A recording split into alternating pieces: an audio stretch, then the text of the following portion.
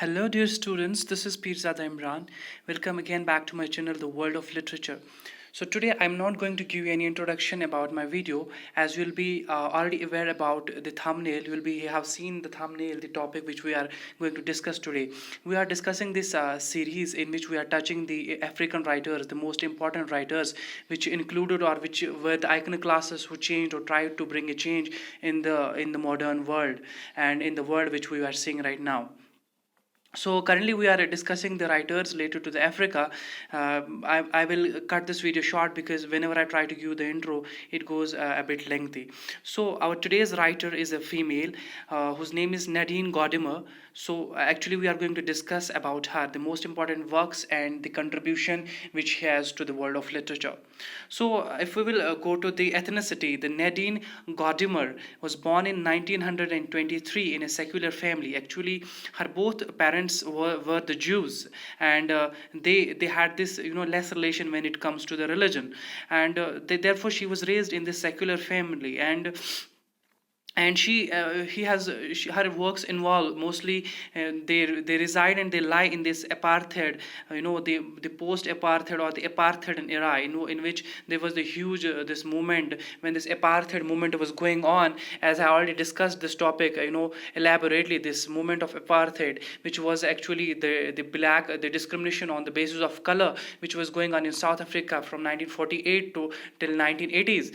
And this movement of apartheid had a huge role when it comes to Nadine Gordimer. She was born in a secular family, as I already told you, and actually she started her basic education in a Catholic convent school.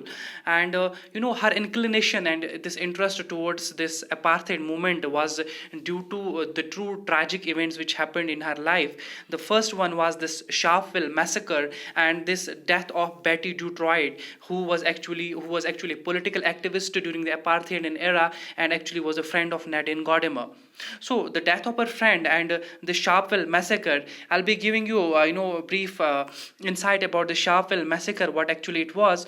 So it was actually a massacre which was actually given on the basis and against the protest which was done against these pass laws. And now you'll have this question, students, that what are these pass laws? Actually these pass laws was a kind of passport system which was designated to divide the populations, or kind of to allocate the migrant labor and to manage this what we can say urbanization.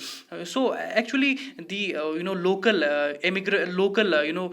citizens of the South Africa were supposed to bring these passports. They were not able to kind of continuously live freely on their homelands. So there was this requirement of these passports, and this pass law was until it was ended totally in 1986. So this law was also known by this native law pass. And during this actually, the Sharpeville massacre is actually a massacre which happened in when the police station of the Sharpeville opened fire and actually ended up in murdering 69 people, and actually 180 or more than that were injured in the Sharpeville massacre. So this incident hit Nadine Gordimer very heavily, and as there was a death of her apartheid huge political activist, namely Betty Detroit. So there was this kind of empathy which aroused, and this kind of attachment to this apartheid aroused in the mind of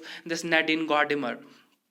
So then she later ended up being a political activist herself, and she had this involvement during the period of apartheid with this great leader, with this great activist who just strived against the apartheid, known as Nelson Mandela, which you all will be aware of. And it was with the attorneys of Nelson Mandela she was very close with, and had a huge friendship with the associates of attorneys of Nelson Mandela.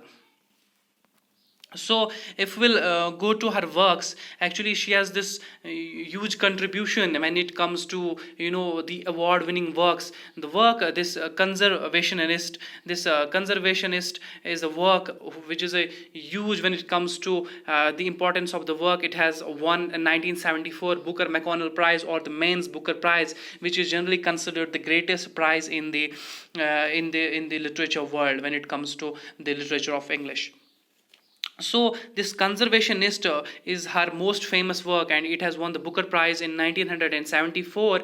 And it is actually written under this apartheid, when this apartheid movement was going on. And it actually is a story about a person who is a very lavish, effeminate, sybarite person, namely Mehring. And he's a white businessman, very rich, and actually he's not satisfied with his life. And he had his wife who has already gone to America, and has a son who is considered to be a gay, and his name is Terry, and he continuously criticizes his father's conservationist views and this capitalist mindset, and never agrees with his seems to agree with his father, and always seems to criticize him. And in order to change his course of life, kind of deviate himself from the main action, he buys a 400-acre farm, and without having the skill of farming, he just tries to buy it, which is kind of a metaphor in itself. He is his fun of kind of lending the farm is actually only to collect the tax. He hasn't any skill of what we can say, the farming or the cultivation, where he can adopt, or this farm is actually a failure in which the black people work. The most major work is done by these black farmers. Actually, one day the death of a person occurs on this farm, and it appears later that it's the death of a black person. And as because this is the death of a black person, there does not seem an involvement of a police action, or there isn't any investigation on it. So this discrimination, again, which based on the color, were huge during this apartheid period. And this black dead body actually was found by a foreman, namely Jacobus. And later this dead body ends up being buried by the local farmers, and which later gives to the conclusion that the churchmen, the way the body was buried of this black dead person was kind of more jovial and kind of integrate when it comes to fulfilling the demands of the ritual, that it could have been heavier when it comes to fulfilling the rights of this landlord, namely Mehring. So when it comes to the outcome, with the death of Mehring is kind of being subsided, or we can say recessed, by this idea that this black man's burial and kind of this death of him was kind of greater. This has a greater cause when it comes to the proper burial rights. So this was a little insight in this work, namely this Conservationist, which is a very huge work, and you must read this work, students. I just remind you about this. Then let's move to the next kind of category, where we see this Burger's Daughter, published in 1979 by Jonathan Cape. So this Gordimer's many of the works were banned during their course of action, because as they were some anti-elements present in her works. And this work is a very fine novel, a historical account, named in the name of Burger's Daughter in 1979 by Nadine Gordimer. So there is another work known as July's People in 1981, and actually it gives us the future insight, or the future version, when the apartheid has ended, and the world after that, how the civil war will end the apartheid movement.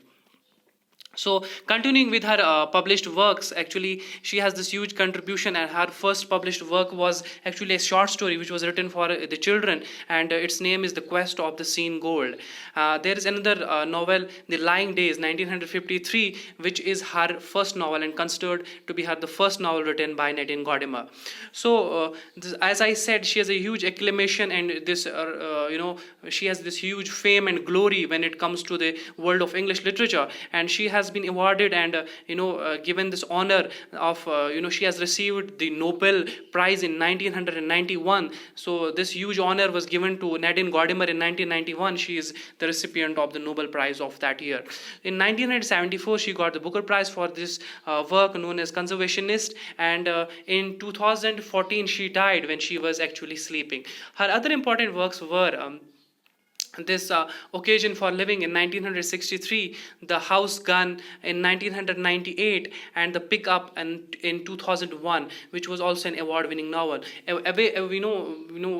will see these huge prizes of like Mainz Booker Prize, McConnell Prize, or we can say the Nobel Prize. So beside these prizes, she has these huge number of other prizes, which if I would have mentioned here, it would have taken a long time, for me to end this session. So I hope you will again look into the biography of Nadine Gordimer, the very important South African writer, and you will kind of, I have mentioned already all the important details about her. If you want to kind of, if you are interested in exploring the life of Nadine Gordimer, you can, there are a huge number of different platforms through which you can be aware of. So thank you, students. Thanks for sticking with me. Thanks for watching this video. I appreciate your efforts and I appreciate your time. I hope that you will keep supporting me by subscribing my channel, by subscribing to my content, by sharing my videos, and by sticking with me till the end. Thank you so much, students, for watching my video.